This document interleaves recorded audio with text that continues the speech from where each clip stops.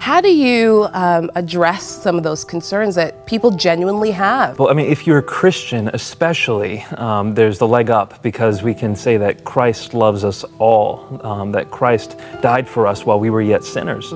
And so what that means for us as Christians is that we're called to love everyone. Jesus even says in the Sermon on the Mount that if you just love those who love you, what more are you doing than pagans? You're supposed to love those who do not love you so that you can be perfect like your Heavenly Father is perfect.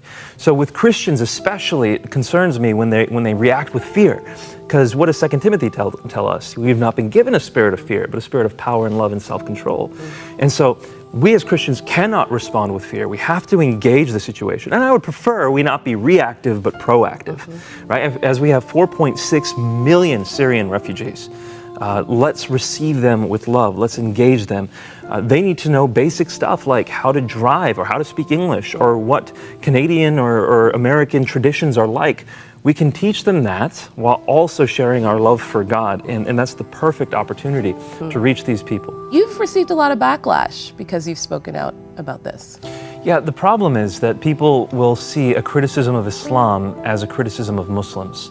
And I actually kind of appreciate that because I like the compassion. I like the idea that we should be looking out for those who might come under the gun for being minorities. So I appreciate that. The problem is, though, that Islam is not Muslims.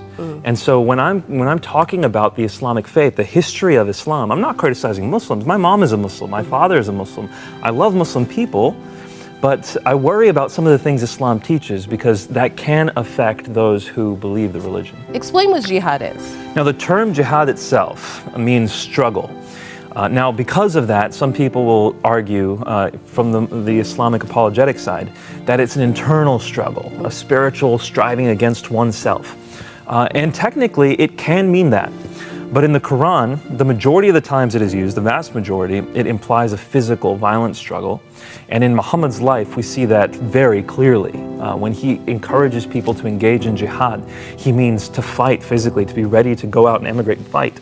And so after Muhammad's life, after the Quran, as Islamic tradition was being concretized into Sharia, into Islamic law, a very specific meaning of the word jihad came around, a legal term it became, a doctrine, which is fighting physically for the defense of the Islamic faith or for the propagation of the Islamic faith.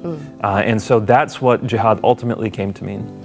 But, I mean, it's not something that all Muslims would take on or say that I'm going to... Exactly. You know, not all Muslims are Islamic jurists. Right. They don't know what the tradition is, so they will hear what their imam has told them or they'll absorb it from their Islamic environment. For example, when I was raised as a Muslim, I was raised in the West. And so in the West, we say Islam is a religion of peace. And so jihad, I interpreted to be a solely defensive endeavor. Whereas in parts of the world that have seen Islamic power for centuries, for example, Arabia, the word jihad is often understood in a different light because of their context. Their leaders will often give a much more historical account of the term jihad, which is one of the things that is enjoined upon Muslims for the sake of the religion.